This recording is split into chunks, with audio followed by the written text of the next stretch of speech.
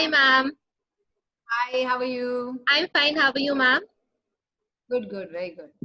आपका नया song candle आया है, बहुत ही पसंद आ रहा है लोगों को।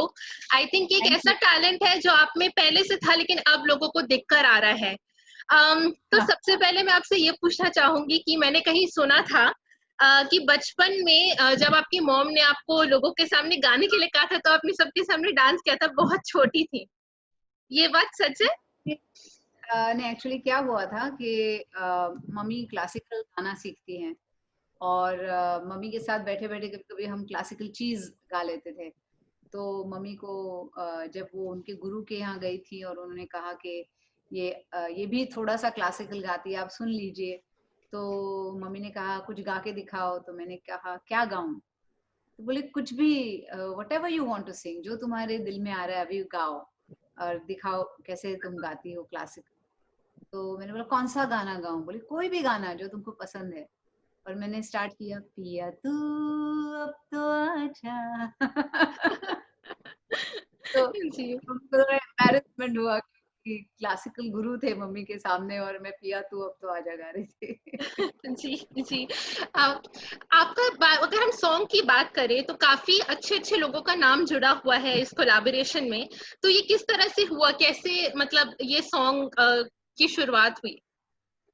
तो सॉन्ग की शुरुआत हुई एलए में। आई वाज इन एलए और हमारे एक पहचान के सैट बिस्ला उनका नाम है, जो एएनआर वर्ल्ड वाइड के ओनर हैं। तो उन्होंने मुझे गाते हुए सुना और उन्होंने कहा कि आपकी आवाज़ अच्छी है, आपने गाना चाहिए, यू शुड सिंग समथिंग। तो हम Narendra Singh who is the producer, Michael Oakes जो राइटर हैं गाने के, राजा कुमारी, माय हस्बैंड, मी, हम सब जाके स्टूडियो में बैठे कि कौन सा कैसा गाना गाना है। और तभी मुझे ऐसे लगा कि हर हर इंसान के लाइफ में एक ऐसे दौर आता है जब उसे ऐसे लगता है इतने सारी डिफिकल्टीज हमें घेर रहे हैं, हम इससे कैसे उभरेंगे, how we going to conquer that. तो तब you have to search within yourself and find that spark, that one thing that burns like fire later on, saying that no, I'm going to be strong, I am going to overcome this and I'm going to come out stronger. तो ऐसा कुछ theme का एक गाना बनाते हैं और हमने सोचा candle is a great metaphor for piece, positivity और होप। और तो हमने कहा कि जैसे कैंडल अगर आप रेन में रखो या हरिकेन में, तूफान में भी रखो, तो the candle should burn brightly, जी, तो जी। वो मेटाफोर हमने यूज किया और ये गाना बनाया।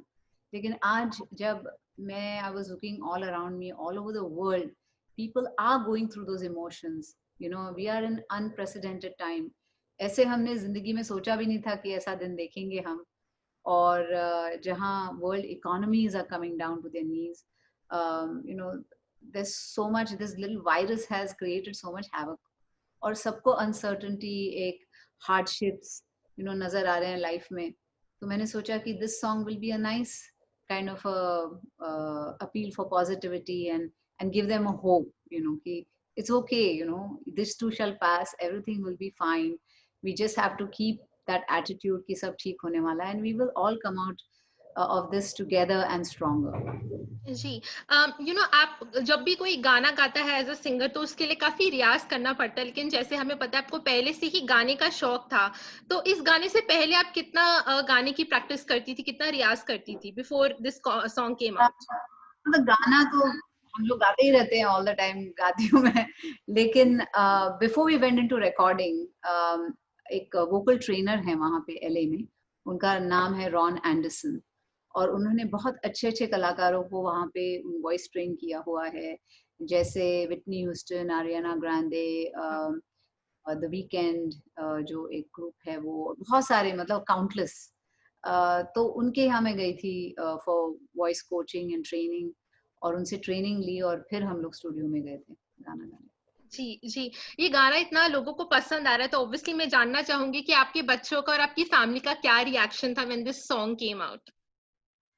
Well, my husband was always with me और जी। my kids had heard the song, लेकिन हमारा सबसे प्रॉब्लम था कि इसको पिक्चराइज कैसे करें लॉकडाउन के दौरान, तो हमने सोचा कैसे करें इसको, तो लाइटिंग, कैमरा सब चाहिए, to picturize a song.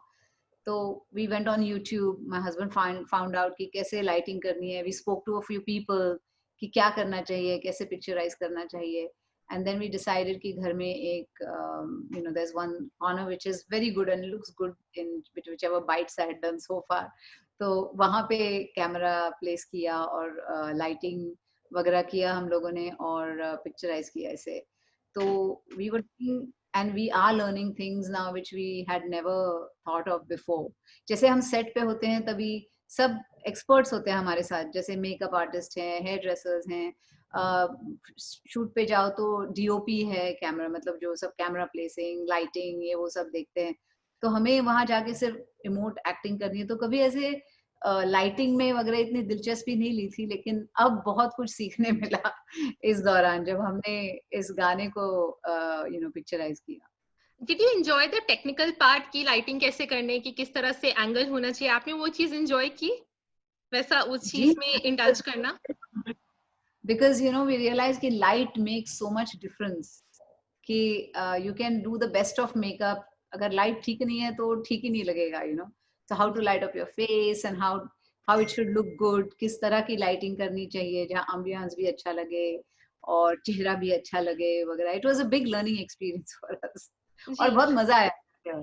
Ji. Obviously आपकी आवाज भी इतनी मधुर है, मैं जानना चाहूंगी कि अगर कोई आप किसी के लिए प्लेबैक करना चाहेंगे, आपको क्या लगता है कौन सी एक्ट्रेस पर आपकी आवाज सबसे ज्यादा सूट होगी, आपको छोड़ के ऑफ कोर्स? तो आपने इतना आगे वाला क्वेश्चन पूछ लिया है कि मैंने सोचा भी नहीं है इतना आगे तक। तो आई थिंक जैसे हमारे इंडस्ट्री में इतने सारे प्लेबैक आर्टिस्ट हैं जो गाते हैं हमारे लिए और हम लोग इमोट करते हैं, तो ऐसा कोई बंधन नहीं है। जैसे मेरे लिए कविता जी ने गाया है, अलका जी ने गाया है, लता बाई ने गाया है और आशा जी ने गाया है, इतने अलग अलग।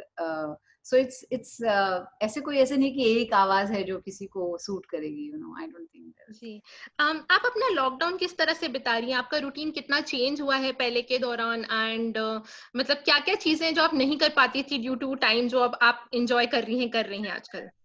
आई थिंक इस दौरान मतलब आप कह रहे हैं आपका रूटीन क्या है, रूटीन कोई नहीं है इस दौरान। I am missing the routine. नहीं तो पहले रूटीन होता है ना कि आज उठे, काम पे गए, फिर ऐसे किया, फिर स्टूडियो में गए, फिर वापस आए, तो ऐसा कुछ रूटीन नहीं रहा अभी। तो we are trying to ourselves create that, करना पड़ रहा है क्रिएट की let's do this today, let's do that today. जैसे मैं मेरी कथक की प्रैक्टिस स्टार्ट की फिर से मैंने, और जब कथक नहीं करती हूँ तो I work out, then spend a lot of time with the family, क्योंकि हमारी हमेशा कंप्लेन होती है ना कि जब काम कर रहे होते हैं कि परिवार के साथ वक्त नहीं मिलता है।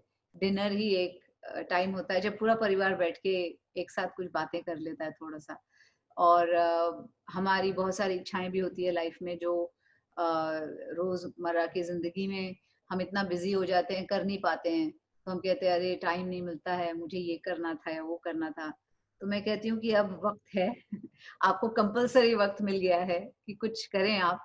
तो जो कुछ भी आप करना चाहते थे, ऑफ कोर्स आउटडोर नहीं जा सकते आप, लेकिन घर पे ही रह के जो कुछ आप करना चाह रहे थे और नहीं कर पाए, वो कर सकते हैं।